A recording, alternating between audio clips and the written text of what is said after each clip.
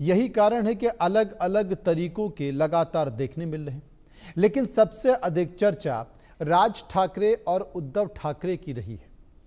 दोनों भाई रिश्ते और मराठी के नाम पर एक हुए हैं, लेकिन राजनीतिक रूप से एकता की घोषणा अभी बाकी है। मराठी वोट हथियाने के लिए उत्तर भारतीयों की लगातार पिटाई की गई है। हिंदी बोलने को लेकर माफी मंगवाई जा रही है, लेकिन इस बीच राज ठाकरे ने मुस्लिमों को कुछ नहीं कहा है। बीजेपी से नीतीश राणे ने इसका राजनीतिकरण भी किया और कहा कि राज ठाकरे केवल हिंदुओं की पिटाई कर रहे हैं, वो भी गरीब हिंदुओं की।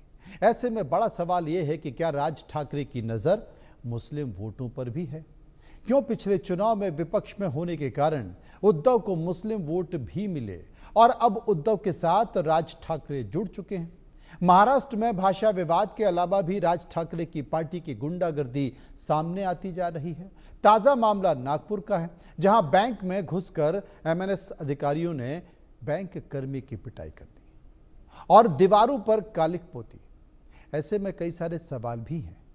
जनमानस के मन में ये प्रश्न है कि क्या सियासत के लिए ये गुंडागर्दी की जा रही है, ये लड़ाई की जा रही है? क्या 80 बनाम 20% वोटों पर राज ठाकरे की नजर है? क्या राज और उद्धव मराठी के नाम पर बीजेपी के हिंदू वोटों में सेंध लगाना चाहते हैं? इसी को लेकर एक रिपोर्ट, गौर से देखिए। कब तक एमएनएस का गुंडा राज? क्या कर रही है सरकार? नागपुर में फिर गुंडागर्दी, बैंक अधिकारी की पिटाई। मराठी मुस्लिम वोट, किसके साथ खोट? गुंडागर्दी की लड़ाई 80 और 20 पर आई। महाराष्ट्र के अलग अलग हिस्सों में राज ठाकरे की पार्टी महाराष्ट्र नवनिर्माण सेना के कार्यकर्ताओं का हंगामा लगातार जारी है। अब एमएनएस कार्यकर्ताओं ने नागपुर में हंगामा मचाया है। नागपुर में एमएनएस के कार्यकर्ताओं ने यस बैंक में घुसकर गुंडागर्दी की है और बैंक अधिकारी की पिटाई कर दी है। इस पूरी घटना का वीडियो भी सामने आ चुका है।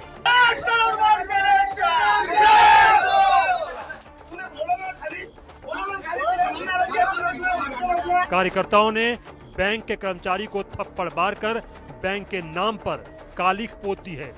बैंक के दीवारों पर लिखे नाम पर स्प्रे से यस बैंक भ्रष्टाचारी, महाराष्ट्र विरोधी जैसे नारे लिख दिए गए। हंगामे के बाद कुछ एमएनएस अधिकारियों को पुलिस ने कस्टडी में भी ले लिया।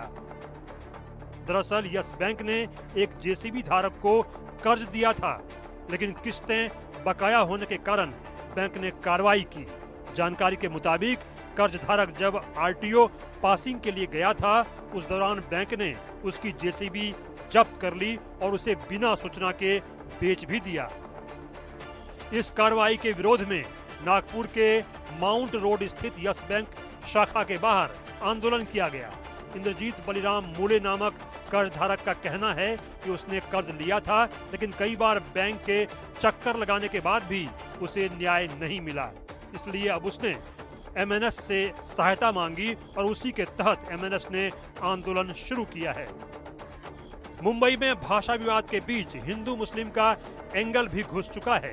पिछले दिनों बीजेपी नेता नीतीश राणे ने राज ठाकरे पर गरीब हिंदुओं को निशाना बनाने का आरोप लगाया था और मुस्लिम बहुल इलाके में मुस्लिमों को कुछ नहीं कहने का आरोप भी लगाया था। जल्द महाराष्ट्र में स्थानीय निकाय चुनाव भी होने वाले हैं।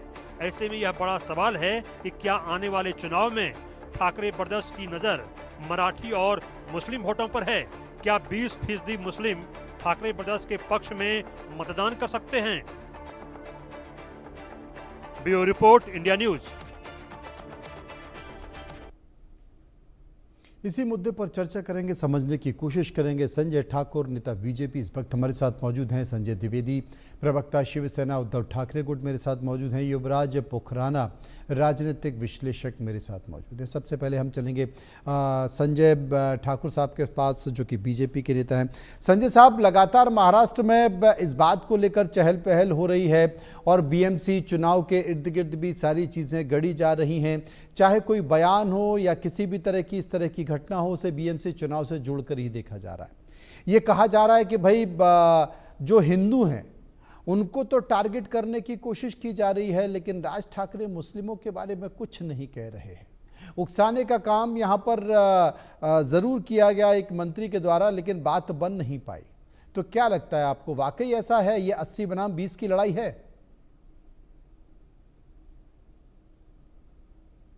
एक बार अनम्यूट कर लीजिए प्लीज। जी,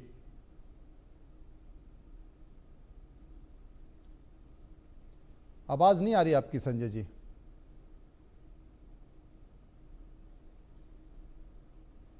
अनम्यूट नहीं हुआ अभी।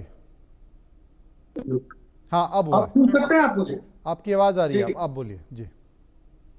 देखिए मनु भाई, ये तो सिर्फ और सिर्फ राजनीतिक स्टंट है। वो पार्टियां जिनका अपना आधार खत्म हो चुका है, जो यहाँ के परिप्रेक्ष्य में, परिदृश्य में बुरी तरह से खो चुकी हैं, उनको अपना अस्तित्व बचाने के लिए एक बार फिर से भाषा के रूप में लोगों को भड़काने का प्रयास कर रहे हैं।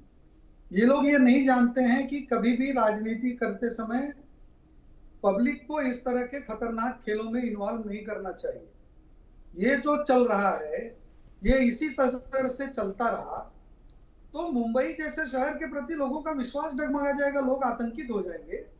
लेकिन साथ ही मैं ये भी कह सकता हूं आपको कि ये लोग चाहे जो भी करें, मुख्यमंत्री महाराष्ट्र स्वयं इसमें बहुत ध्यान दे रहे हैं। अभी अलग बात है कि किन्हीं किन्हीं घटनाओं पे संभव नहीं किसी के लिए ऑन द स्पॉट कहीं चले जाएं, कुछ कर दे, घटनाएं होने के बाद पता चल रहा है। लेकिन इस चीज की हरकतों को बर्दाश्त किया नहीं जाएगा और बहुत ठीक से इन सब का इलाज किया जाएगा।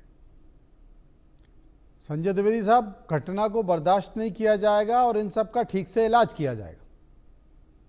मनोज जी, बड़ी हंसी का विषय ऐसा है ये। सरकार जिनकी है वो यहाँ पे आके रो रहे हैं,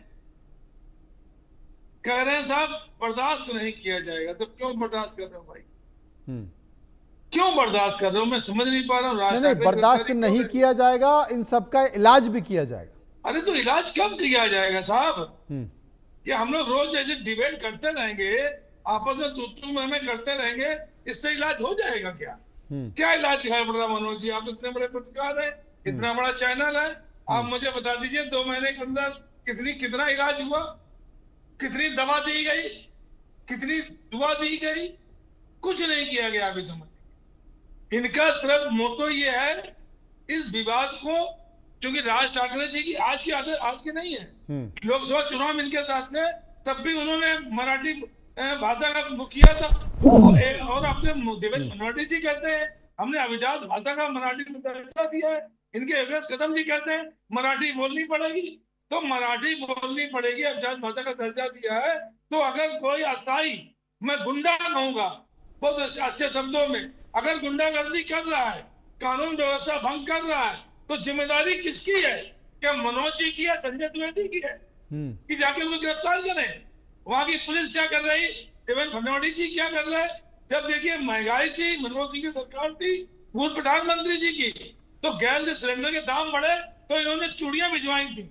इनके एक नेता जो थी, महिला नेता, वो चूड़ियां भेजी मनमोहन सिंह को। तो आज क्या पूरा महाराष्ट्र चूड़ियां भेजे देवेंद्र फडणवीस जी को? किस तरह आके डिबेट में कहते हैं कि मैं कड़ी कार्रवाई करूंगा, कुछ नहीं होने दूंगा। देखिए, जो व्यक्ति 10 गारंटियां से जीता हो, जिसमें आपकी थी कि हम 2100 रुपए देंगे लाडली बहनों को, जिनके 10 लाख नाम कम कर ये भाषा में उस समय जो है उनको दिखाई नहीं पड़ा, लेकिन बाद में अब 10 लाख बहनों के नाम कम कर दिए। क्यों कर दिए गए? क्यों भोजन थाली देनी थी, वो भी नहीं दी गई।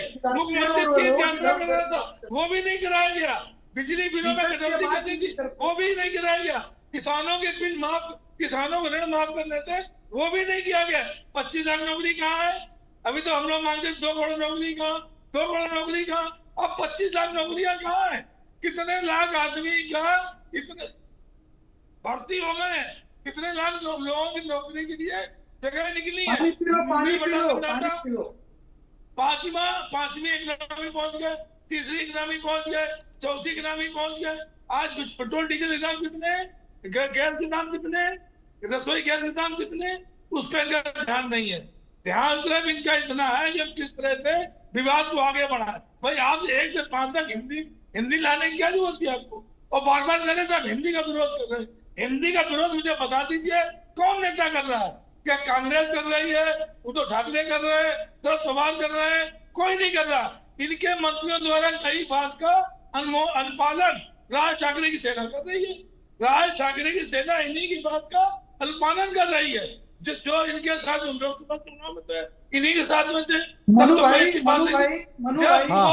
मस्जिदों पे जब मस्जिदों पे पार्टी में बता के आए हैं कि नहीं बता हटाने के लिए बजरंग बली का पाठ कर रहे थे, हनुमान चालीसा पढ़ रहे थे, तब तो इनको समझ नहीं आ रहा था, तब तो खराब नहीं थे। अब क्योंकि उद्धव ठाकरे राज ठाकरे एक हो गए कि राज ठाकरे से आपको गठबंधन नहीं करना है, राज ठाकरे और उद्धव आप राज ठाकरे का समर्थन करते हैं कि आप जब मुलाकात करते हैं, मुख्यमंत्री से मुलाकात करते हैं, उनसे पूछिए कि राज ठाकरे का समर्थन करते हैं कि नहीं। किसने कहा सुनना रोकी है? मुझे तो अच्छा संजय द्विवेदी जी, संजय द्विवेदी जी, संजय ठाकुर पूछ रहे हैं कि आप राज ठाकरे का समर्थन करते हैं कि नहीं करते, पहले ये बताइए। अरे मैंने क्या कहा अभी आपसे? मैंने कहा जो कानून व्यवस्था बिगाड़े, मैं सबका 140 करोड़ जनता का सम्मान करता हूँ, हर पार्टी का सम्मान करता हूँ, मेरी किसी पार्टी से मनभेद नहीं है। हमारे मतभेद हो सकते हैं, हम उनकी नीतियों के विरोध में काम कर सकते हैं, लेकिन संजय ठाकुर जी बैठे हैं, इनका हमारा व्यक्तिगत झगड़ा नहीं है। हाँ, डिबेट में बैठे हैं, हम अपनी बात करेंगे, संजय ठाकुर जी अपनी बात करेंगे, और जो तीसरे व्यक्ति बैठे वो अपनी बात करेंगे। हमारा विरोध नहीं है, लेकिन आपकी नीतियों का विरोध है। जिन राज ठाकरे जी लोकसभा चुनाव में आपको समर्थन दे रहे थे, तब आपको अच्छे लग रहे थे। आज मैं आज तो राज ठाकरे आपके समर्थन में है, कानून व्यवस्था में भंग कर रहा है देश में, जैसे मणिपुर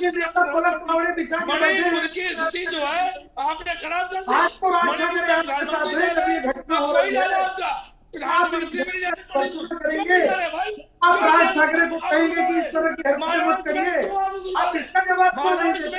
आप इस पर क्यों बात करते हैं? महाराष्ट्र में क्यों बुला रहे भाई? किसने आपसे कहा? ये भाजपा का मनु भाई, किसने आपसे कहा? मुख्यमंत्री क्या चूड़ी पहने हैं? मुख्यमंत्री चूड़ी पहनने क्या उनको दिखाई नहीं पड़ रहा है? आगे हम डिबेट करते हैं, डिबेट से क्या मतलब? जो उपद्रव करे, जो कानून व्यवस्था भंग करे, उसकी गिरफ्तारी होनी चाहिए। बिल्कुल संविधान कानून सब पे एक तरह से लागू होता है, चाहे हम हो, चाहे आप हो, चाहे कोई व्यक्ति हो। मैं हिंसा के विरोध में हूँ, हिंसा मुझे नहीं चाहिए, लेकिन आप जो कह रहे हैं हिंदी का विरोध कर रहे हैं, हिंदी कोई विरोध नहीं कर रहा। हिंदी हमारी मातृभाषा है, मैं हिंदी बोलता हूँ, हर आदमी बोलता है। महाराष्ट्र में पहले अपने नेता से पूछ के बात करो भाई, क्या बात कर रहे हो आप? अपने नेता से पूछ के आए हो, आपके पार्टी की लाइन क्या है? अरे हमारी पार्टी के नेता क्या बोल रहे हैं? सुनिए, अभी आपने बहुत बात कर ली है। जब लोकसभा चुनाव मैं कह रहा हूँ, सुनिए, लोकसभा चुनाव जब थे तो आपने क्यों नहीं विरोध किया राज ठाकरे का? उधर की बात उस समय यही चल रही थी, मस्जिदों में हनुमान चालीसा का पाठ किया जा रहा था, आप समर्थन दे रहे थे। क्यों समर्थन दे रहे थे आप? अगर आप अच्छे नहीं है तो आपने क्यों ले लिया राज ठाकरे को अपने साथ? समर्थन क्यों दे रहे थे? क्यों बल के बिठा के बैठा था?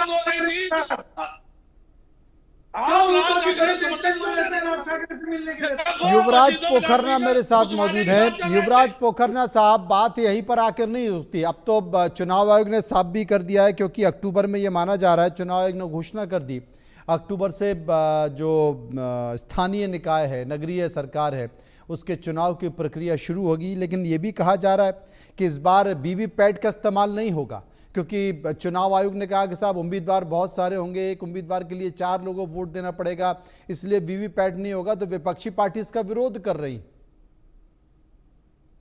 जी मनोज जी, नमस्ते। नमस्ते। सर्वप्रथम एक नागरिक होने के नाते ये मुद्दा जब मैं देखता हूं तो कहीं ना कहीं इसके 2-3 परत है। यदि एक इसमें भारतीय जनता पार्टी की बात करें तो पिछली बार भी हमने ये चर्चा की, लेकिन दिन के अंत पे लॉ एंड ऑर्डर जो स्टेट सब्जेक्ट है, जो देवेंद्र फडणवीस जी के पास है, तो उनको प्रोएक्टिव होकर एक्शन लेना तो पड़ेगा। अब आप उसमें जैसे रोमियो स्क्वाड बना था यूपी में, कहीं पुलिस की शी फोर्स, शी टुकड़ी बनती है, तो यदि हो सके तो उनको एक टुकड़ी तो बनानी पड़ेगी, नहीं तो उन्हीं का जो वोट बैंक है, तथाकथित उत्तर भारतीय परप्रांतीय हिंदी भाषी, उन लोगों में एक डर का माहौल हो जाएगा। एक इस चर्चा का पक्ष है आदरणीय राज ठाकरे जी। तो राज ठाकरे जी की जो राजनीतिक हैसियत है वो बहुत ज्यादा नहीं है, वो अपने सुपुत्र की जमानत जब्त होते भी बचा नहीं पाए। लेकिन हाँ, आज ये जो गुंडाई हो रही है मनसे के कार्यकर्ता या अर्थात गुंडों के द्वारा, तो आप जैसे बड़े पत्रकार, हम जैसे लोग जो थोड़ा बहुत समाज की चिंता या चिंतन कर रहे हैं, हम इस पे अखिल भारतीय स्तर पे चर्चा कर रहे हैं। तो राज ठाकरे जी को एक रेलेवेंस मिल गई और उनका जो बोले कि सोया हुआ जो कार्यकर्ता था उनको कुछ गुंडाई करने मिल गई। और उद्धव ठाकरे जी की बात, तो देखिए उनका जो खुद का जो सपोर्टर है, कार्यकर्ता है, वो तो खिसक गया है, वो तो बढ़ चुका है शिवसेना के बीच में और उबाटा के बीच में। तो क्या किया जाए?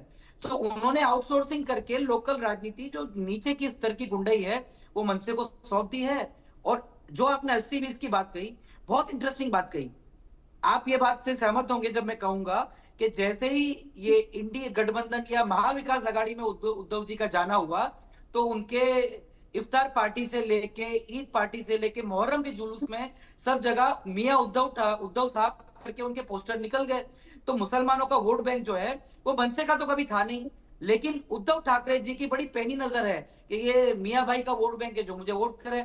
और एक आखिरी 10 सेकंड, कई वीडियो मैंने सोशल मीडिया में इंस्टाग्राम पे देखे हैं जहां 80 वर्षीय 85 वर्षीय एक मुस्लिम काका छाती ठोक के बोलते हैं कि हम मुसलमान भाई हैं, हम हिंदी बोलेंगे, मराठी बोल के दिखा दे, अपने एरिया में तो कुत्ता भी शेर होता है, हमारे एरिया में आके दिखा दे। ये सब वीडियो हैं। तो कहीं ना कहीं एक समझौता हो चुका है, मुसलमान जो है उनको कोई टच नहीं करेगा। और हिंदुओं में जो ये नॉर्थ इंडियन है, जो हिंदी भाषी वोट बैंक उनको लग रहा है, उनको मारपीट करके ये गुंडाई करने वाले हैं। लेकिन उद्धव ठाकरे जी का जो स्ट्रेटेजी मुझे लग रहा है, वो अपने आप को समतलन रखेंगे और जो भी आउटसोर्सिंग है गुंडागर्दी, वो मनसे से करवा देंगे। और उनको उनकी जो पैनी नजर है वो बिल्कुल बीएमसी पे है। क्योंकि आखिरी 5 सेकंड, बीएमसी का जितना बजट है ना सब नॉर्थ ईस्ट के 4 राज्यों को मिला के भी उतना बजट नहीं होगा। तो ये सारी लड़ाई बीएमसी पे आके पूरी होती है। मनोज जी जी मैं कुछ बोलना चाहता हूँ। बोलिए। अभी हमारे साथी भाई ने बोला है कि उद्धव ठाकरे ने मनसे से गुंडाई करा रहे हैं। तो मैं यही दिन से पूछ रहा हूँ राजनीतिक विश्लेषक से, तो माननीय फडणवीस जी क्या कर रहे हैं भाई? क्योंकि हाथ में चूड़ी पहने, इतनी बड़ी सरकार, मैंने मेरे वक्तव्य के पहले कथन में भारतीय जनता पार्टी से बात रखती कि उनको कुछ टुकड़ी बनानी पड़ेगी, रोमियो स्क्वाड की तरह स्क्वाड बनाना पड़ेगा और सिक्योरिटी देनी पड़ेगी। Law and order state subject है, ये मैं पहले ही बोल चुका हूँ। चाहे तो मनोज सिंह को रिवाइंड करके दिखा दीजिए इनको। ये क्या रट के आते हो, वही दड़ बोलते रहते हैं, सोच समझ के बोलते नहीं है। सर पानी पीजिए, पानी पी लीजिए साहब। मैं पहले ही बोल चुका हूँ, सबसे पहले मैंने भारतीय जनता पार्टी से प्रश्न रखा कि आपको अपने मतदाताओं को, अपने वोटर्स को, कार्यकर्ताओं को सिक्योरिटी देनी पड़ेगी। और ये मंत्री शामिल होते हैं, महिलाएं सुरक्षित नहीं है, तो क्या कर रहे हैं लॉ एंड ऑर्डर? जनाब उद्धव ठाकरे वाला पोस्टर किसका लग रहा था? इनको दे देना चाहिए, उद्धव ठाकरे दे देना चाहिए, इस्तीफा दे देना चाहिए। मैं कह रहा हूँ अगर नहीं संभाल पा रहे तो जाके जनाब पे जवाब दीजिए। इस्तीफा दे दे। शिवसेना उबाटा, जनाब पे जवाब दे अपना। जनाब उद्धव ठाकरे, जनाब आप और जनाब मानमर, वो जालीदार जनाब वाले पोस्टर को आप क्या लग रहे थे? जनाब चुप रहिए, सम्राट चुप रहिए। ठाकरे जीवित होते तो उनकी आत्मा रोती, कचोटती नहीं रोती आत्मा उनकी। आप जाने दीजिए, आपकी कोई दूरी बची नहीं है। मनोज जी एक बात मैं रखना चाहूंगा, मुझे इनके प्रति, संजय जी के प्रति पूरी संवेदना है। क्योंकि आज क्या होगा, 1 घंटे बाद संजय राउत जी आएंगे और जो बोल के जाएंगे, इन विचारों को उसको डिफेंड करना पड़ेगा। उद्धव ठाकरे को कुछ नहीं पता कार्यकर्ता क्या कर रहा है, पार्टी की क्या लाइन है, किसी को कुछ पता नहीं है। जो संजय राउत जी बोलेंगे वो इनकी पार्टी की लाइन हो जाएगी। बिल्कुल और इन विचारों को डिफेंड करना पड़ेगा, क्यों नहीं विचारों को डिफेंड करना पड़ेगा। मुझे पूरी संवेदना है आपके प्रति, एकनाथ शिंदे वो है जो बाला साहब की विरासत आगे लेके चल रहा है। इलेक्शन कमीशन ऑफ इंडिया ने भी शिवसेना का नाम और चिन्ह उनको दिया। आप एकनाथ शिंदे पे संजय ठाकुर जी अभी मराठी और हिंदी भाषा का मुद्दा खत्म नहीं हुआ था, चूंकि चुनाव आयोग ने साफ तौर पर यह बता दिया है कि अक्टूबर से ये प्रक्रिया चुनाव की शुरू हो जाएगी। और चुनाव आयोग ने यह भी कह दिया है कि साहब वीवीपैट की पर्ची नहीं निकल पाएगी क्योंकि उम्मीदवार बहुत सारे। इसे लेकर विपक्ष अब विरोध के मूड में आ गया है। उसने इस बात का विरोध कर दिया, जैसे बिहार में एसआईआर का विरोध हो रहा है। मुझे लगता है कि अब महाराष्ट्र के बीएमसी चुनाव को लेकर वीवीपैट की पर्ची नहीं निकलना, उसका भी उतना तेजी से विरोध होगा। नहीं देखिए मनु भाई, ये लोगों का तो काम है, ये विरोध करते ही रहते। पिछली बार भी इसी मशीन से चुना हुआ था, और जब उस समय शिवसेना का मेयर था मुंबई कॉर्पोरेशन में। देखिए, मैं आपसे ये कहना चाहता हूँ, ये कुत्ते बिल्ली की तरह लड़ाई करके किसी विषय का समाधान नहीं आएगा। अगर कुछ बात करना है तो अपनी अपनी बात रखें, दूसरे के बीच में न बोले। रही बात हिंदी भाषा की, तो हिंदी भाषा का इतना प्रेम है, लेकिन दिखावा नहीं करना है। अभी अभी उद्धव ठाकरे जी का जन्मदिन बीता है और सारे सोशल मीडिया पे छाया हुआ है। हिंदी में बर्थडे सॉन्ग तो मराठी में नहीं गाया उन्होंने, हिंदी में ही गा रहे थे। पूरा परिवार, उनका बाल बच्चे, मियाँ बीवी सब वही कर रहे थे। तो ये प्योर तरह से, प्योरली ये राजनीतिक स्टंट है। और शिवसेना की स्थिति के बारे में आप देखिए, मुझे नहीं पता कि संजय द्विवेदी जी पार्टी का कोई डिक्टेट लेके आते हैं, वरना वो जिस तरह से बात कर रहे हैं।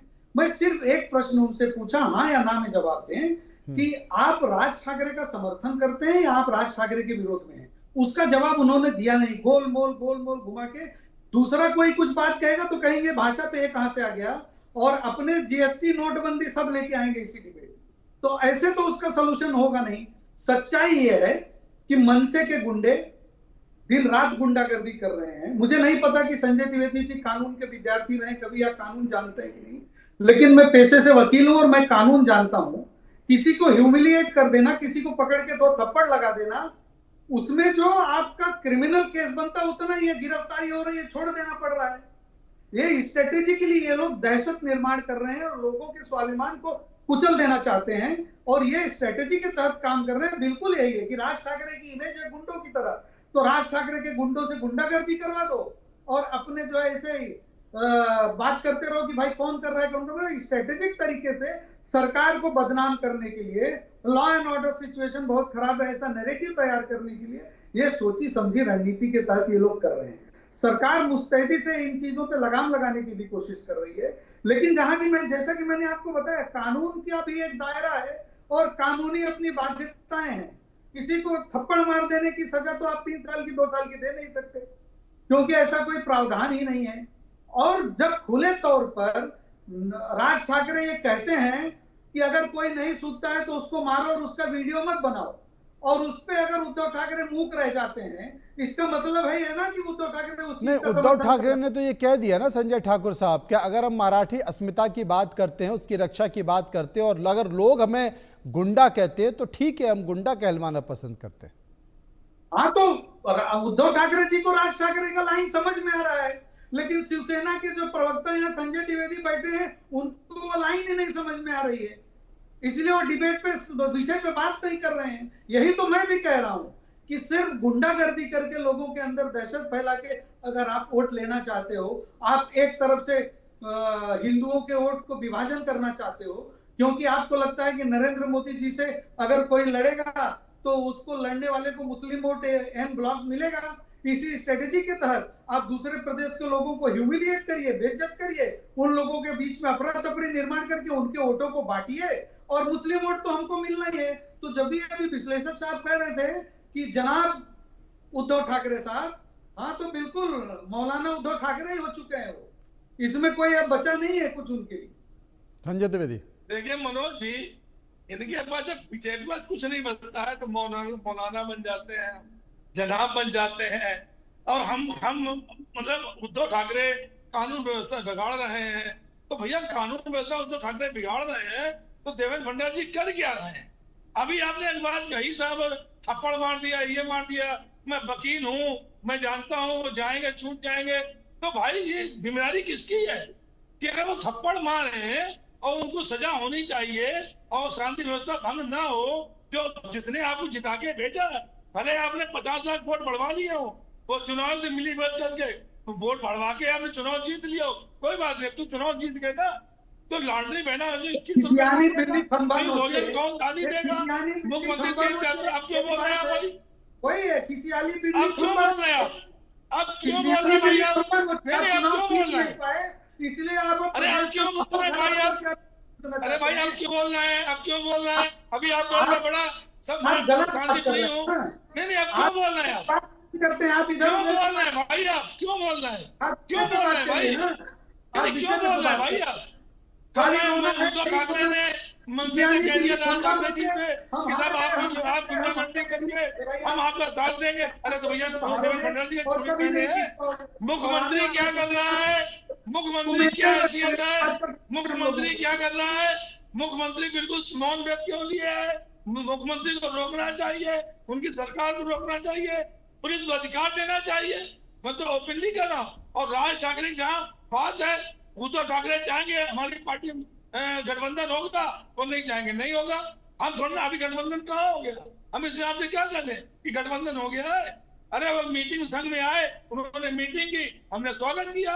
अब अगर कल गठबंधन होता है तो हम भी स्वागत करेंगे, कांग्रेस भी करेगी, एनसीपी भी करेगी, उसमें क्या कहते हैं? पार्टियों में अगर हमारी पार्टी में आ रहा है तो हमें, जैसे आपने लोकसभा चुनाव समर्थन किया था, आपने लोकसभा चुनाव में राज ठाकरे समर्थन किया था, तो आपको उन्होंने पूरा समर्थन दिया था बम्बई में चुनाव लड़वाने के लिए, आपका समर्थन की बात महाराष्ट्र की जनता को ये पता है कि ये लोग सिर्फ अपनी खोई हुई जमीन तलाश रहे हैं। अब इनके पास कुछ बचा नहीं है, ये किसी भी कीमत पे फिर से अपनी जमीन। अरे भाई हम खोई जमीन तलाश रहे हैं, आप कम से कम महाराष्ट्र के नागरिकों को सुरक्षा दे दीजिए। चलिए हम जमीन तलाश रहे हैं तो आप महाराष्ट्र के निवासियों को सुरक्षा दे दीजिए ना। मनोज जी, मैं तो कह रहा हूँ सुरक्षा प्रदान करिए, उनके सुरक्षा प्रदान करिए। आप इसमें क्यों फेल हो रहे हैं? आप नहीं क्यों फेल हो रहे हैं? झूठे वादे करके आप सरकार बना लेते हैं। आज उद्धव ठाकरे कह रहे हैं, आज झूठे वादे करके क्यों लाडली बहन 10 लाख महीने क्यों कम कर दिया? लाडली बहन योजना में 10 लाख महीने शिव भोजन थाली आपने क्यों नहीं दी? मुख्यमंत्री त्याग यात्रा क्यों नहीं करा रहे आप? 25 लाख नौकरी क्यों नहीं दे रहे हैं? किसानों के ऋण माफ क्यों नहीं कर रहे हैं आप? अरे भाई ये पूछने का अधिकार, 30% की कटौती क्यों नहीं कर रहे? क्यों नहीं कर रहे? वृद्धावस्था में 21 रुपए क्यों नहीं दे रहे?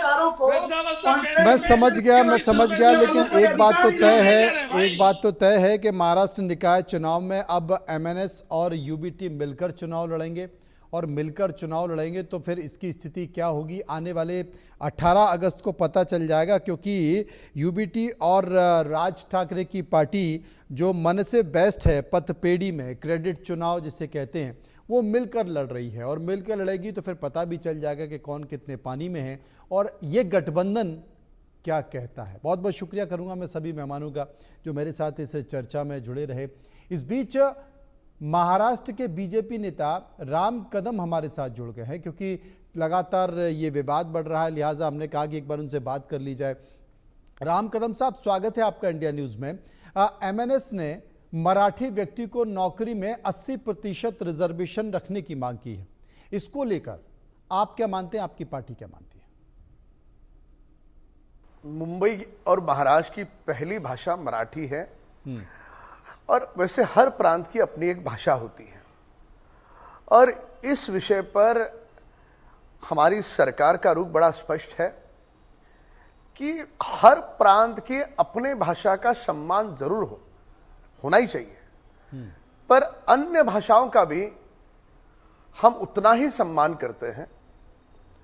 मुंबई और महाराष्ट्र की पहली भाषा मराठी थी, है और रहेगी, पर महाराष्ट्र के कुछ दल जिनको विधानसभा चुनाव में लोगों ने नकारा, वो मनसे हो या उबाटा हो, तो वे दल अब जब मुंबई म्युनिसिपल कॉरपोरेशन के चुनाव हैं, अन्य चुनाव होने हैं, तो उस चुनाव के लिए जमीनी जनाधार उनके पास बचा नहीं, तो कहीं ना कहीं जनाधार तलाशने के लिए इस प्रकार की मांग उठ रही है। यह मांग उस चुनाव को देख करके है, और स्वाभाविक रूप से जिस प्रांत में कोई अगर उद्योग लगता है तो उस उद्योग में वहां के जो भूमि पुत्र है उनका सम्मान हो ही रहा है, होता ही है, पर इस प्रकार की मांग करने की जो मंशा है वो चुनाव को देख करके है। आपका कहना है कि चुनाव के इर्द गिर्द ये पूरा घट रहा है, लेकिन इस बारे में यह भी कहा जा रहा है कि भाई जीआर तो बना हुआ है, लेकिन कानून बनाने की मांग इसमें हो रही है, इसे लेकर आप क्या मानते हैं? देखो, आपके सवाल में ही इसका जवाब छुपा है। जब ऑलरेडी इसके दस्तावेज है, ऑलरेडी जीआर है, तो जीआर क्या होता है? जीआर कानून का ही अंग है।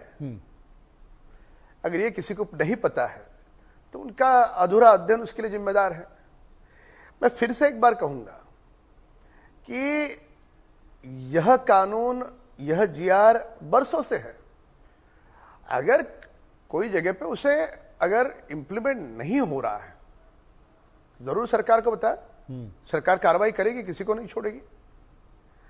पर ये जो बार बार इस प्रकार की मारपीट करना, उसका कोई समर्थन नहीं हो सकता।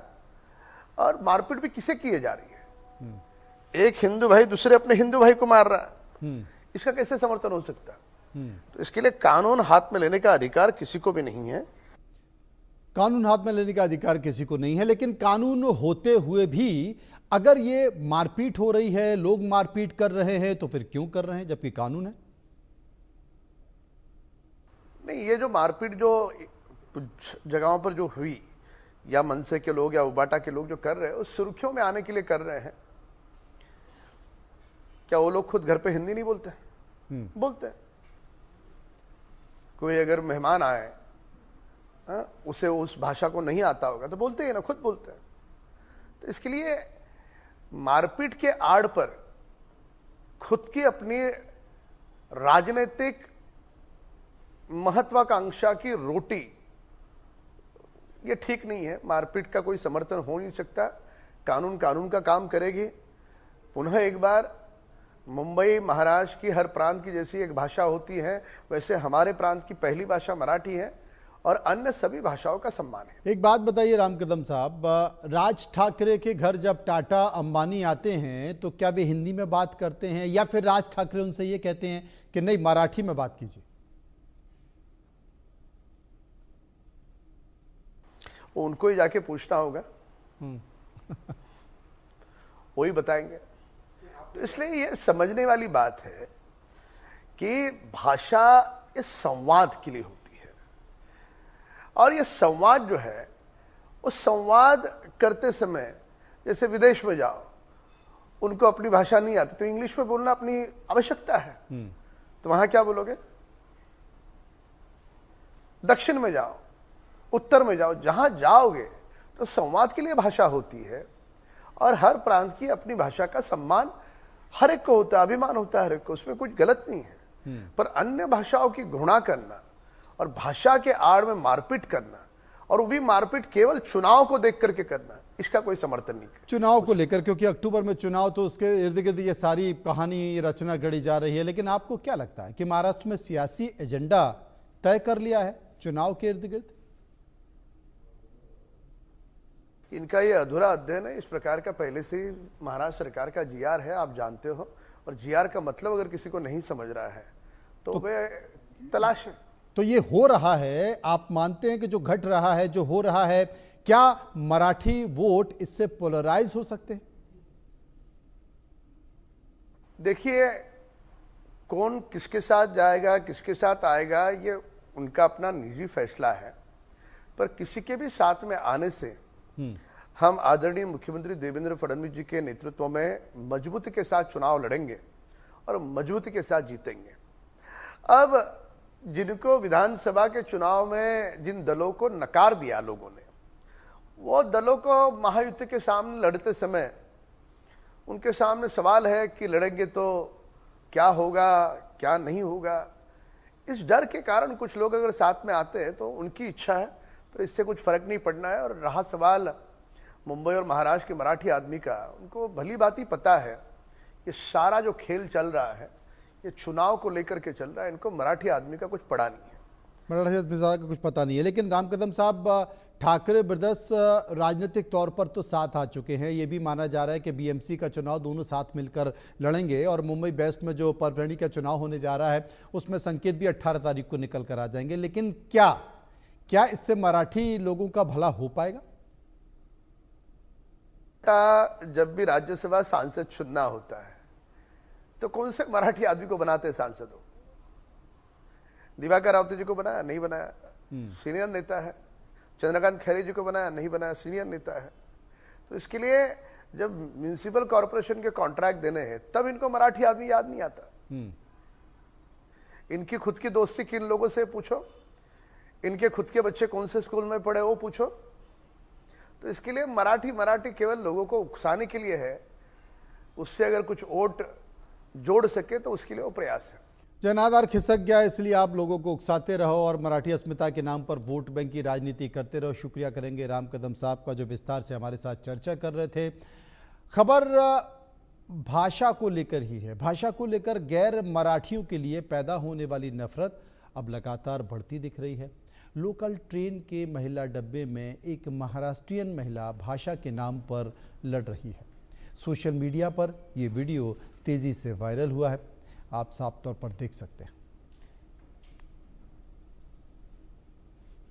आवाज बंद झाला। मी मराठीत बोलते, मी महाराष्ट्रात आहे माझ्या। तो मग तू नाहीयेस तो कहाँ पे लिखा है ये? कहाँ लिखा है? कहाँ लिखा है? आमचा महाराष्ट्र आहे। हाँ तो हम भी वीडियो लिखा खोबडं का टाकते? माझा खोबडा निकाल ना, निकाल निकाल निकाल निकाल निकाल निकाल निकाल निकाल वीडियो लिखा काणपणा करते। हाँ। अगला स्टेशन शेलू। कृपया जल्दी गाड़ी के बाहर ना जाएं। कुछ नहीं तो ट्रेन में ही शुरू हो गया कि तू महाराष्ट्रियन में, मैं दक्षिण भारतीय। ये बहस चल रही है, लेकिन क्या ये काम करेगी, इसके लिए इंतजार करना पड़ेगा। महाराष्ट्र नवनिर्माण सेना ने महाराष्ट्र में मराठी व्यक्ति को 80% रिजर्वेशन देने की मांग की है। इसे लेकर एमएनएस ने कानून बनाने की भी मांग की है। हालांकि इसको लेकर मराठियों में अलग अलग राय है। हमारे संवाददाता सुधाकर कश्यप ने लोगों से बातचीत की और उनकी इस मसले पर राय जानने की कोशिश की। सुनिए। महाराष्ट्र नवनिर्माण सेना ने मुंबई महाराष्ट्र में जो नौकरियां हैं उनमें मराठी मानुष को 80% का रिजर्वेशन देना चाहिए, ऐसी मांग की है और वैसा कानून करने की उनकी मांग है और वो जल्दी इस बारे में मोर्चा निकालने वाले हैं। इसी मुद्दे पे बोलने के लिए हमारे साथ मुंबईकर हैं, हम उनसे जानते हैं कि क्या उनका इस बारे में रिएक्शन है। सतीश जी, आप पहले बताइए, मनसे ने 80% रिजर्वेशन की मांग की है मराठी मानुष के लिए। देखिए, मनसे क्या बोल रही है उससे कोई लेना देना नहीं है। मनसे की कोई भूमि है नहीं आज के डेट में। मनसे जो भी राजनीति कर रही है, मुझे ऐसा लगता है इलेक्शन को दृष्टिकोण से कर रही है। रहा बात आरक्षण का, तो मुझे ऐसा लगता है कि हर स्टेट में कोई भी राज्य हो, वहाँ के जो भूमिपुत्र हैं, भूमिपुत्र परिभाषा ऐसी होनी चाहिए वहाँ से उनके 3 से 4 पीढ़ी वहाँ पे रहने वाले हों, डोमिसाइल उनका वहाँ पे हो, वोटिंग वहाँ पे हो। ऐसे हमारे भूमिपुत्रों को आरक्षण जरूर मिलना चाहिए, ऐसा मुझे लगता है। देखो, कोई भी नेता हो, अगर वो मराठी आदमी के अगर नौकरी की बात कर रहा है तो उनको 80% आरक्षण मिलना चाहिए, क्योंकि सालों सालों वो यहाँ पे रह रहे हैं।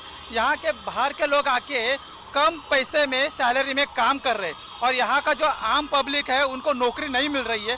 आप हर नुक्कड़ पे जाओगे, हर झोपड़पट्टी में जाओगे, मराठी आदमी गरीब का गरीब ही रहा है।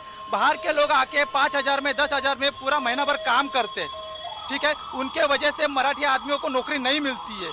अगर राज ठाकरे साहब अगर ऐसा मोर्चा निकल रहे हैं वो एकदम सही कर रहे हैं, उनको यही करना चाहिए। 80% क्या, मैं तो बोल रहा हूँ 100% नौकरी का आरक्षण मराठी आदमी को मिलना ही चाहिए। मुझे ऐसा नहीं लगता है कि मराठी को लेके आरक्षण मिलना चाहिए। मराठी माणूस ॲज अ मराठी माणूस शैक्षणिक, मी मराठी थोडं सांगतो, शैक्षणिक आधारावर एजुकेशन के बेस पे ही आरक्षण मिलना चाहिए। मराठी, हिंदी, ये ठीक है, मराठी लोगों को प्राधान्य देना चाहिए, बट आरक्षण 80% मेरे हिसाब से ये गलत है। जिसकी क्वालिफिकेशन है, इसलिए आरक्षण की वजह से जो एक्चुअली एजुकेटेड लोग हैं, एजुकेटेड बच्चे, वो पीछे रह रहे। ये सिस्टम ही बंद करना चाहिए। आरक्षण मराठी लोगों को महाराष्ट्र में प्राधान्य देना चाहिए, लेकिन नौकरियों में जिसकी जैसी हैसियत वैसी नौकरी मिलनी चाहिए, ऐसा मेरा पर्सनल ओपिनियन। आपको क्या लगता है, रिजर्वेशन मिलना मतलब 80% रिजर्वेशन मराठी मानुष को मिलना चाहिए? वैसे देखा जाए तो मराठी आदमियों को आरक्षण होना ही चाहिए, क्योंकि बहुत से ऐसा मराठी खिलाड़ी भी है कि उनको आरक्षण अभी तक मिला नहीं है। जो स्पोर्ट्स में भी है, जो मराठी महाराष्ट्र के भूमिपुत्र जो है उनको 80% आरक्षण होना ही चाहिए। हाँ। लेकिन ये जो मुद्दा है खासगी रिजर्वेशन का है, जो प्राइवेटाइजेशन जो है, प्राइवेटाइजेशन वहाँ पर रिजर्वेशन नहीं है, तो किस तरह से मिल सकता है ये? अभी क्या है मालूम है, अगर जबकि खाजगी किया तो पूरा बिगड़ जाएगा, क्योंकि मराठी आरक्षणों को वो शासकीय सेवा में लेना ही चाहिए, क्योंकि जबकि रेलवेज हो कौन सा भी हो फिर भी उसमें मराठा ही आना ही चाहिए। सर आपको बताइए। मराठा आना चाहिए, लेकिन मराठा का उतना क्वालिफिकेशन कैलिबर भी तो होना चाहिए। सिर्फ मराठा आके मतलब नहीं है ना, वो आदमी वो कैलिबर का होना चाहिए। हम लोग महाराष्ट्र में रहते, ये प्रॉब्लम आगे जाके हम लोग किसी दूसरे स्टेट में जाएंगे तो वहाँ पे दिक्कत होगी। ये अपने पॉलिटिशियन नहीं समझ में, उनको समझ में ही नहीं आ रहा है।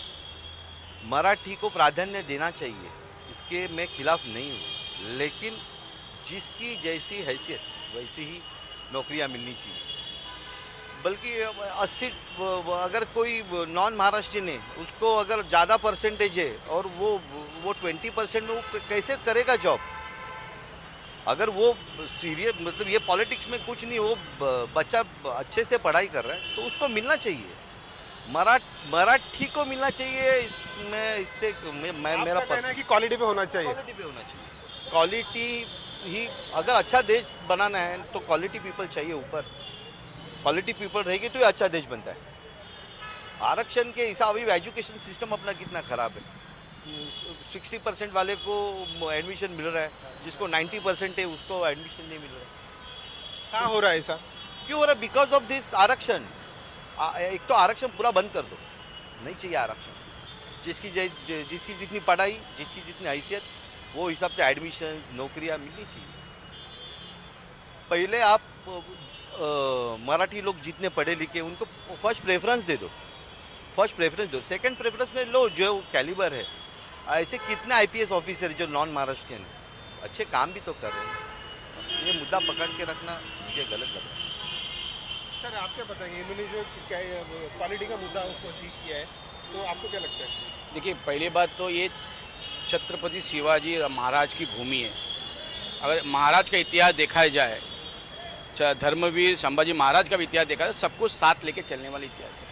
रहा बात आरक्षण का, मैं पहले भी बोल चुका हूँ कि यहाँ के भूमिपुत्र को न्याय मिलना चाहिए हर स्टेट को, लेकिन भूमिपुत्र की जो परिभाषा मन से नहीं दिया है वो गलत है।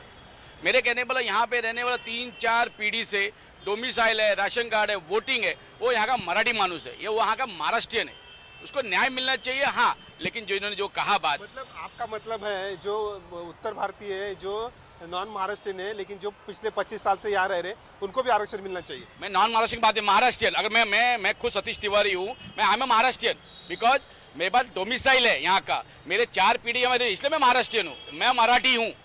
ये परिभाषा जो मराठी की है वो बदलनी चाहिए।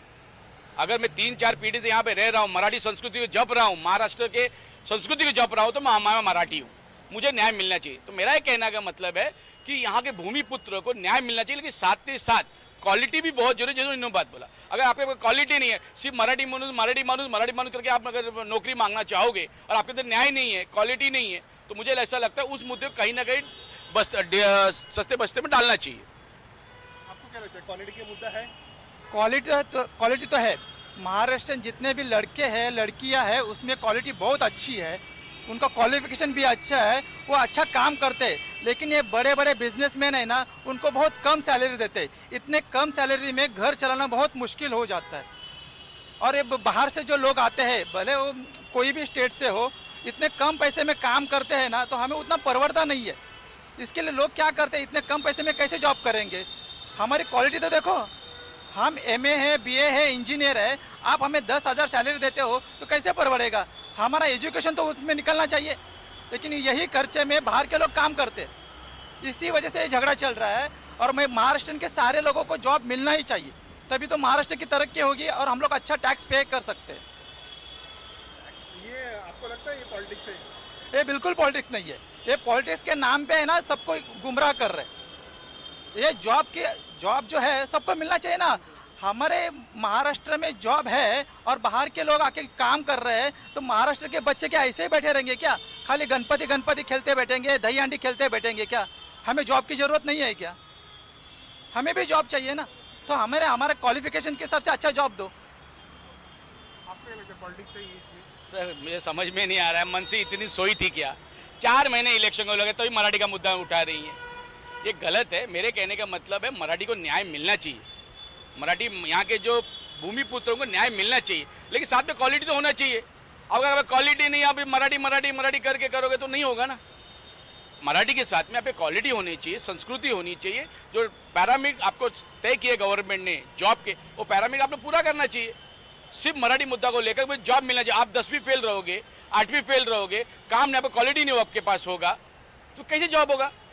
आज हर सेक्टर में कंपटीशन हो चुका है, किसी सेक्टर में जाइए आप, हर सेक्टर में कंपटीशन। मुझे ऐसा लगता है मराठी यहाँ के जो भूमिपुत्र को न्याय मिलना चाहिए, लेकिन साथ में क्वालिटी भी होनी चाहिए। भूमिपुत्र की व्याख्या क्या है आपकी? मैंने ऑलरेडी बोला, भूमिपुत्र का मतलब क्लियर है सर। यहाँ के रहने वाले 3-4 पीढ़ी, महाराष्ट्र शासन हमको डोमिसाइल देता है। डोमिसाइल का मतलब होता है कि मैं महाराष्ट्रियन हो चुका हूँ, मैं स्टेट का हूँ, मेरा बच्चा यहाँ का स्टेट का है, इसलिए उसका जो भूमिपुत्र जिसके पास डोमिसाइल है, 3-4 पीढ़ी से यहाँ रह रहे हैं, वो यहाँ का महाराष्ट्रियन है, ऐसा मुझे लगता है। सर आपको क्या लगता है पॉलिटिक्स सही है? सर ये सिर्फ बोलने के लिए है कि अगर हम लोग यहाँ पे रहते, लेकिन महाराष्ट्रियन लोगों को अलग, अभी हमारे स्टेट में हम लोग को अगर अलग से ट्रीटमेंट मिलेगी तो हम लोग तो उठेंगे ना। गुजराती लोग बोलते हमें महाराष्ट्रियन लोग नहीं चाहिए, तो हम महाराष्ट्रियन लोग जाएंगे कहाँ पे? वो महाराष्ट्र, मैंने 2-4 यूट्यूब पे वीडियो देखे, महाराष्ट्रियन लोग काम पे नहीं चाहिए, वो लोग गाँव। अरे हम लोग यहाँ के, तो हम लोग जाएंगे ना गाँव। तो पहली बात तो सतीश जी जैसे बोल रहे, मैंने इनका पूरा बात सुना। ऐसे बहुत कम लोग हैं जो ऐसा सोचते कि मैं यहाँ पे रहता हूँ इसके लिए मैं महाराष्ट्र, क्योंकि इसके दादा परदादा का शायद यहाँ पे रह रहे होंगे। लेकिन ऐसे लोग हैं जैसे इन्होंने बताया, 10,000 रुपये में उनका यहाँ पे खर्चा कुछ नहीं है। ऑफिस के क्वार्टर्स में रहते हैं, पैसा सब पूरा का पूरा गाँव में भेज देते हैं। हम लोग वैसा नहीं कर सकते ना सर, हम लोग की पूरी फैमिली संभालनी है। रहा मुद्दा महाराष्ट्रियन को प्रेफरेंस देना चाहिए। हाँ, महाराष्ट्र में पहला आवाज़ ये महाराष्ट्रियन का ही होना चाहिए। जो ये गुजराती मारवाड़ी लोग जो अभी बोल रहे हैं ना कि हम लोग को अभी घाटी करके संबोधित किया जा रहा है, ये कहा कि ये जैन टावर बन रहे उधर Maharashtrian not allowed, nonveg not. अरे हम लोग की पूछती गई फिश खा के, आपके बोलने से हम लोग थोड़ी छोड़ेंगे। तो ये मेन मुद्दा है, ये नौकरी से पहला मेन मुद्दा है ये कि ये जो महाराष्ट्रियन लोग को अलग अलग कर रहे हैं ना, वो बंद कर दो। आपको लगता है ये पॉलिटिक्स सही है? ये पॉलिटिक्स तो इतना नहीं है, पर बल्कि अभी तो मराठी को ही उतना दर्जा देना चाहिए जितना अपने को इस महाराष्ट्र में होना चाहिए।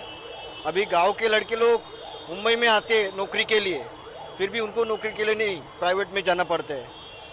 तो इसके लिए अपना मराठी जो है उनको ही ज़्यादा से ज़्यादा होना मांगता है। Sudhakar Kashyap, India news, Mumbai. इसी मुद्दे पर बात करने के लिए हमारे साथ जुड़ गए महाराष्ट्र के गृह राज्य मंत्री योगेश कदम। उनसे हम बातचीत करेंगे और समझने की कोशिश करेंगे कि इस मुद्दे को वो कैसे देखते हैं। कदम साहब, स्वागत है आपका इंडिया न्यूज़ पर। मराठी हिंदी मुद्दे पर सबसे पहले मैं आपकी राय जानना चाहता हूं, आपकी प्रतिक्रिया क्या है? देखिए, महाराष्ट्र में अभी जो मराठी वर्सेस अदर लैंग्वेजेस ये जो मुद्दा उठा है, ये सिर्फ इलेक्शन सामने रख के आने वाली जो महानगर पालिका के चुनाव है वो मद्देनजर रखते हुए कुछ अपोजिशन पार्टीज है जो ये मुद्दा सिर्फ जानबूझ के भड़का रही है। महाराष्ट्र सरकार ने कहीं पर भी हिंदी की सख्ती नहीं की है, ये बताने के बाद भी उसके बाद भी जो भी कंसर्न जीआर था वो जीआर भी कैंसिल करने के बाद भी कुछ पार्टीज है वो जानबूझ के ये सब इश्यूज उठा रही है और इसमें से कुछ ऐसा माहौल तैयार करने की कोशिश कर रही है कि मराठी के मुद्दे को लेकर सिर्फ हम ही मसीहा है। तो मेरे ख्याल से ये सिर्फ एक पॉलिटिकल मुद्दा बनाने की कोशिश हो रही है और इससे मुझे लगता है कि हमारे सरकार की भूमिका स्पष्ट है। मराठी महाराष्ट्र में बिल्कुल हमारे महत्वपूर्ण है, मराठी कंपलसरी है। अदर लैंग्वेजेस हमने कोई भी लैंग्वेज हमने कंपलसरी की नहीं है और इस भूमिका पे हम ठाम हैं। इस भूमिका में आप थे, लेकिन सबसे बड़ी बात है कि जैसे मुझे मराठी नहीं आती और मुझे आपका इंटरव्यू लेना है, मैं हिंदी में आपसे सवाल कर रहा हूं, तो क्या हिंदी भाषा भी तीसरी भाषा होना चाहिए? हिंदी तो हम हमेशा से सीखते आए हैं। जैसे मराठी कंपलसरी है, वैसे सेकेंड लैंग्वेज का ऑप्शन ये इंग्लिश दिया जाता है, थर्ड लैंग्वेज में हिंदी के अलावा और 19 ऑप्शन दिए गए हैं। तो मेरे ख्याल से हिंदी को लेकर जो भी यहाँ पे जो भी इशू चल रहा है ये सिर्फ पॉलिटिक्स है, सिर्फ ये राजनीति चल रही है। हिंदी तो हम बचपन से सीखते आ रहे हैं, इसलिए मुझे लगता है अगर आप कोई दूसरी लैंग्वेज, अगर दूसरी भाषा आप सीखते हो, इसका मतलब ये नहीं कि उसकी वजह से मराठी का महत्व कम होगा। मराठी का महत्व कम नहीं होना देना ये हमारी जिम्मेदारी है, जो हम बिल्कुल हमने वो जिम्मेदारी हमने उठाई है। मेरे ख्याल से सरकार की भूमिका स्पष्ट है कि मराठी का जहाँ पे महत्व है वो महत्व कम नहीं होना चाहिए, उसी के साथ में दूसरी भी भाषाएं हमने सीखनी आनी चाहिए। तो मेरे ख्याल से हमारी भूमिका ये स्पष्ट है। बिल्कुल आपने सही कहा, क्योंकि आप स्वाभाविक तौर पर देखा जाए तो भाषा बेसिकली संवाद का जरिया है। अगर उदाहरण के तौर पर मान लिया जाए कि उत्तर प्रदेश में हिंदी बोली जाती है तो वहां पर दूसरी भाषा भी सिखानी चाहिए, इसमें क्या आपत्ति है? देखिए, जब भी केंद्र सरकार ने ये निर्णय दिया या फिर जो सुझाव दिए, उसमें केंद्र सरकार ने स्पष्ट तौर पर बताया है जो भी रीजनल लैंग्वेजेस है उसको मद्देनजर रखते हुए उस सरकार ने निर्णय लेना है कि आपको कौन सी लैंग्वेज को कौन सा प्राधान्य देना है। तो यूपी की सरकार ने अगर जो डिसीजन लेगा वो यूपी सरकार लेगी। देखिए, भारत की किसी भी भाषा का अपमान करने का हमारा किसी का भी उद्देश्य नहीं है। भारत में जितनी भी भाषा बोली जाती है, भारत में 100 से भी ज्यादा भाषाएं हैं। मेरे ख्याल से किसी भी भाषा का अपमान करने का अधिकार किसी को नहीं है। जी। लेकिन आज हम महाराष्ट्र की अगर बात करें तो महाराष्ट्र में मराठी, सिर्फ मराठी ये भाषा नहीं है, मराठी ये संस्कृति है। अगर एक भाषा एक संस्कृति बढ़ाती है, एक भाषा एक संस्कृति दिखाती है, तो मेरे ख्याल से संस्कृति जतन करनी चाहिए या फिर संस्कृति बढ़ानी, क्यों संस्कृति का बेसिकली संस्कृति जो भी महाराष्ट्र की जो है वो खत्म नहीं होनी चाहिए। इसलिए इसके लिए जो भी इंपॉर्टेंट स्टेप्स है वो उठाने जरूरी है। तो मेरे ख्याल से इसलिए मराठी कंपल्शन का जो डिसीजन है वो महाराष्ट्र में, अदर स्टेट में क्या डिसीजन लेना वो उनका सवाल है। राज ठाकरे हों या उद्धव ठाकरे हों, वो हिंदी हिंदुस्तान की बात हमेशा करते रहे हैं, लेकिन राज ठाकरे मारपीट की भाषा बोल रहे हैं, मारपीट रहे हैं लोगों को। इससे तो हिंदू व्यक्ति ही मार खा रहा है, वही पिट रहा है। देखिए, अर्थात बिल्कुल भी वायलेंस तो यहाँ पे हम एक्सेप्ट नहीं कर सकते। हमारी भूमिका हमने स्पष्ट रखी है, जो भी कायदा हाथ में लेगा उनके ऊपर कार्रवाई की जाएगी। अगर आपको कहीं पे इरेगुलरिटी कहीं अगर नजर आती है, अगर आपको कहीं पे ऐसा दिखता है कि मराठी का अपमान कर रहा है, आप नजदीक के पुलिस स्टेशन में जाइए, उस व्यक्ति के ऊपर इस कायदे से कार्रवाई की जाएगी। आप कायदा हाथ में लेने का किसी को अधिकार नहीं है। योगेश कदम साहब महाराष्ट्र के गृह राज्य मंत्री हैं, बहुत बेहतर तरीके से उन्होंने अपनी भावनाओं को रखा, खासकर तब जबकि हिंदी को लेकर, मराठी को लेकर महाराष्ट्र में विवाद हो रहा है और इसे महज एक राजनीतिक मुद्दा बनाने की कोशिश की जा रही है, क्योंकि आने वाले समय में